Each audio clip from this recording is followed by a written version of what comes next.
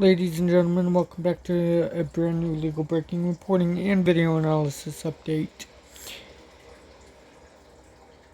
In this legal breaking reporting video analysis update, lawyers for Kilmar Abrego Garcia, the 30-year-old that was erroneously, wrongfully, illegally, and unconstitutionally and unlawfully deported to El Salvador despite his order that barred him from being deported to El Salvador in fear of persecution from the notorious gangs there. They erroneously, illegally deported him despite all courts, the federal court in Maryland, the Fourth Circuit Court, and the United States Supreme Court ordering Donald Trump and his illegal administration to facilitate and return him. Well, they eventually brought him back, but not to correct the mistaken illegal deportation. They brought him back to face prosecution for trumped up human smuggling charges. Judge Waverly Crenshaw Jr. has since ordered them to face a trial to determine if the Trump administration or Trump and company illegally, vindictively prosecuted him and brought these charges. Let's view this reporting that was just released by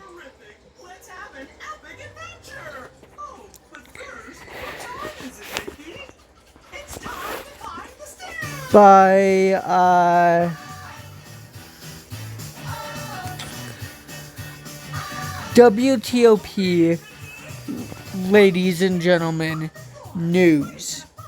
Let's get into it. Ladies and gentlemen, the article is titled, Abrego Garcia case must move forward during shutdown, his lawyers say. Ladies and gentlemen, the article is by Neil Augustine.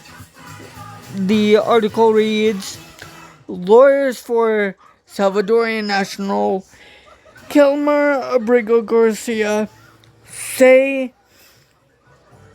the Constitution demands his habeas corpus petition lawsuit challenging his current detention and potential deportation must go on during the U.S. government shutdown, and that he should be placed on home detention. It comes after Justice Department lawyers filed a motion Wednesday requesting a stay in all aspects of the case because of the shutdown.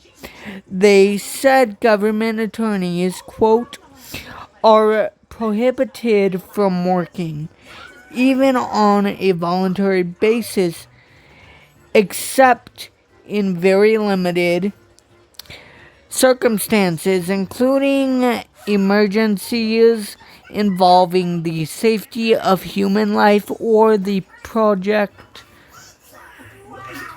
Excuse me, ladies and gentlemen. Or the protection of property, unquote. But in a motion filed late Thursday, Abrego Garcia's attorneys argued the government failed to mention that the habeas corpus law expressly instructs law, excuse me,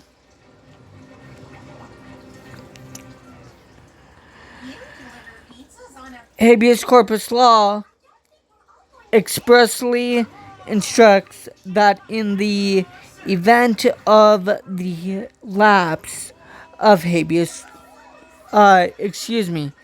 appropriations, this court will continue to hear and dispose of pending cases, unquote.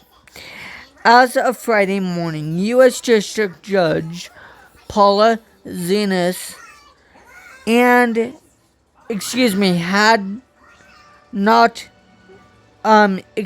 had not issued an order whether an evidentiary hearing in Abrego Garcia's case was scheduled for Monday.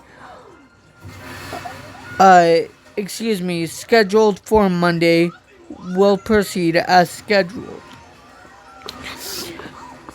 With the status of the case uncertain,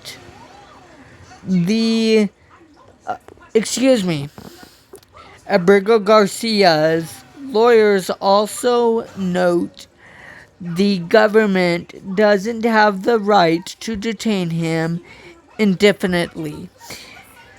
Abrego Garcia's lawyers suggest Zenas impose the same conditions a Tennessee judge earlier ordered when releasing him before a trial there for human smuggling, third-party custody, electronic monitoring, home detention, and regular reporting to pretrial services. Quote, if this court orders petitioners release from immigration custody, he would remain under these strict supervision requirements,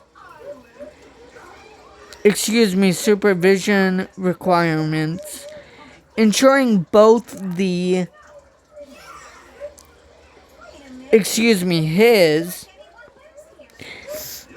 appearance at future proceedings and addressing any